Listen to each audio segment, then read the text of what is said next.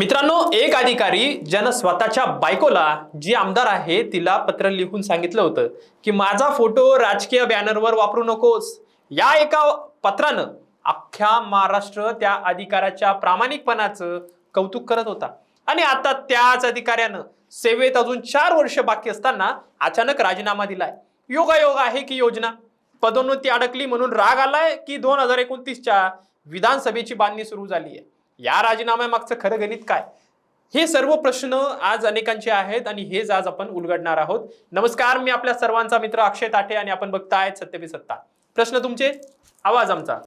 मित्रांनो, आधी मूळ घटना समजून घेऊ. मराठवाडा प्रादेशिक विभागाचे सार्वजनिक बांधकाम विभागाचे मुख्य अभियंता अतुल चव्हाण यांनी अचानक आपल्या पदाचा राजीनामा दिलाय. सूत्रानुसार त्यांची पदोन्नतीची फाईल गेल्या अनेक महिन्यांपासून प्रशासकीय पातळीवर अडकून पडली होती आणि याच नाराजीतून त्यांनी प्रशासकीय सेवेतून बाहेर पडण्याचा निर्णय घेतला, असा दावा केला जातोय. पण मित्रांनो, ही फक्त वरवरची गोष्ट झाली बरं का. खरी गोष्ट यापेक्षा खूप खोल आणि राजकीय दृष्ट्या संवेदनशील आहे.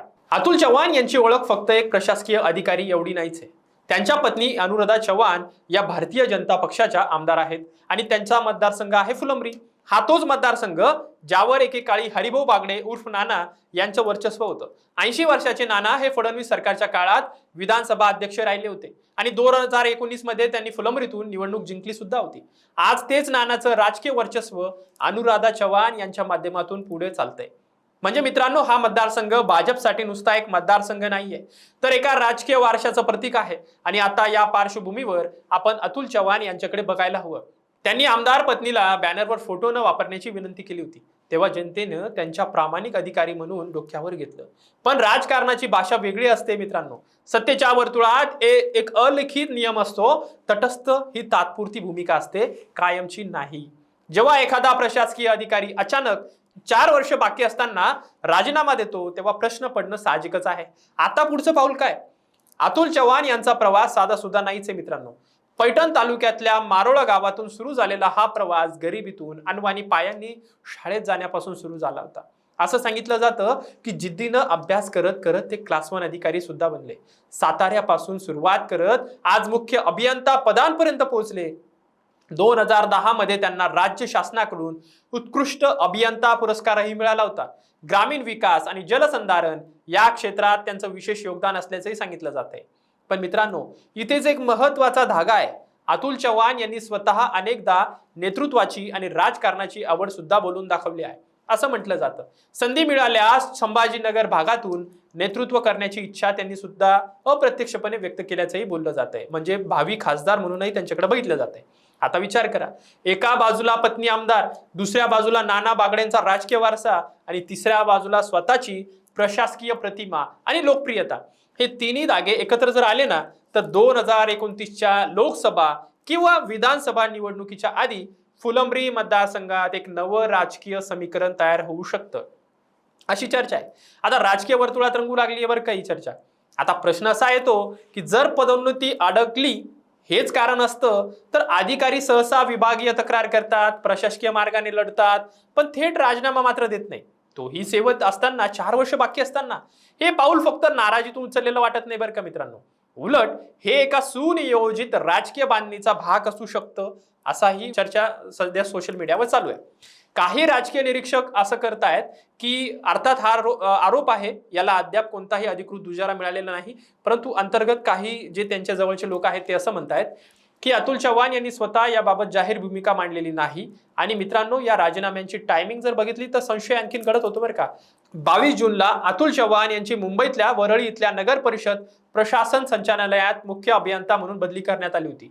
31 जुलैपर्यंत तिथे रुजू होण्याचे आदेश होते, पण रुजू होण्याऐवजी त्याच मुदतीच्या आत त्यांनी थेट राजीनामा सादर केला. म्हणजे बदलीचा आदेश हातात पडला आणि त्याच दिवशी राजीनाम्याचा निर्णयही जवळपास पक्का झालेलाच दिसतोय.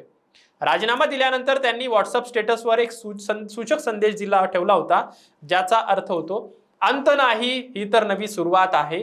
हा संदेश म्हणजे हा निर्णय घाईत घेतलेला नसून आधीपासूनच ठरवलेला असावा, अशी चर्चा प्रशासकीय वर्तुळात सुद्धा सुरू झाली आहे. यात आणखीन एक धागा जोडला जातोय, तो म्हणजे पालकमंत्र्याच्या नाराजीचा.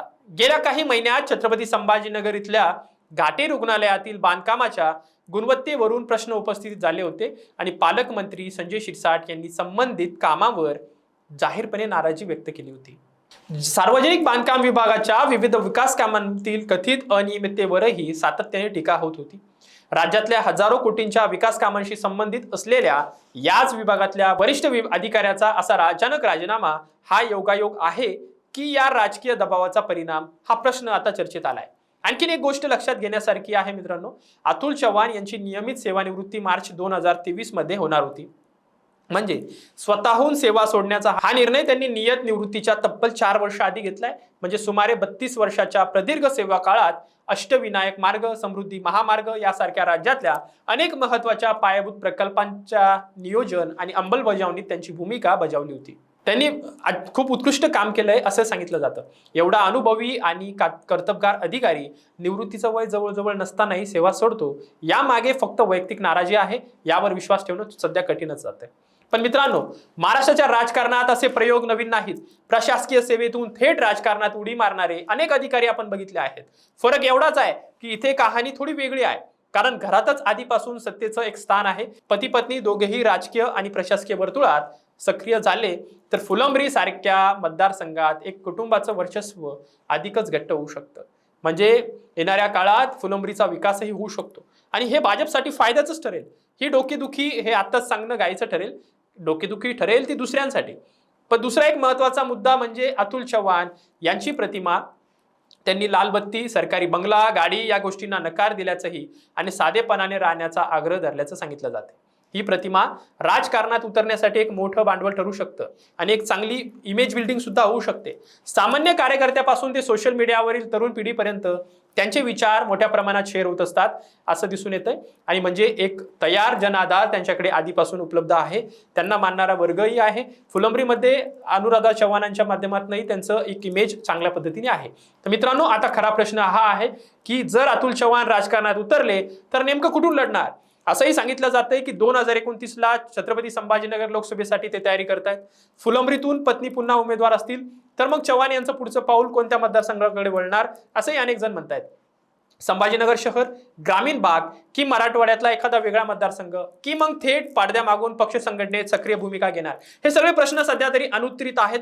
याची उत्तरं येत्या काही महिन्यात स्पष्ट होतील. एक गोष्ट मात्र नक्की मित्रांनो, प्रशासकीय सेवेतला एक प्रामाणिक अधिकाऱ्याची प्रतिमा आणि राजकीय सत्तेचं गणित हे दोन्ही एकत्र जर आलं तर मराठवाड्याच्या राजकारणात एक नवं समीकरण उभं राहू शकतं आणि हे समीकरण निश्चितच मराठवाड्याच्या आणि फुलंब्रीच्या विकासासाठी चांगलं असू शकतं असंही म्हटलं जातंय. आणि संभाजीनगर जिल्ह्याच्या राजकारणावर त्याचे परिणाम निश्चितच होणार आहे.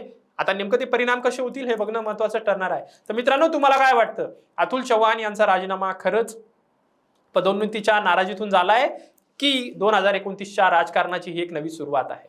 पत्नी आमदार असताना पतीनं राजीनामा देणं आणि राजकारणात उतरणं हे फुलंब्रीच्या जनतेला कसं वाटतं? फुलंब्रीच्या जनतेनो तुम्ही सुद्धा कमेंट करा. अतुल चव्हाण सारखा नेता तुमच्या फुलंब्रीमध्ये येतोय, याबद्दल तुमची काय भूमिका आहे तेही स्पष्ट करा. तुमचं मत कमेंटमध्ये नक्की कळवा आणि जास्तीत जास्त शेअर करायला विसरू नका. धन्यवाद.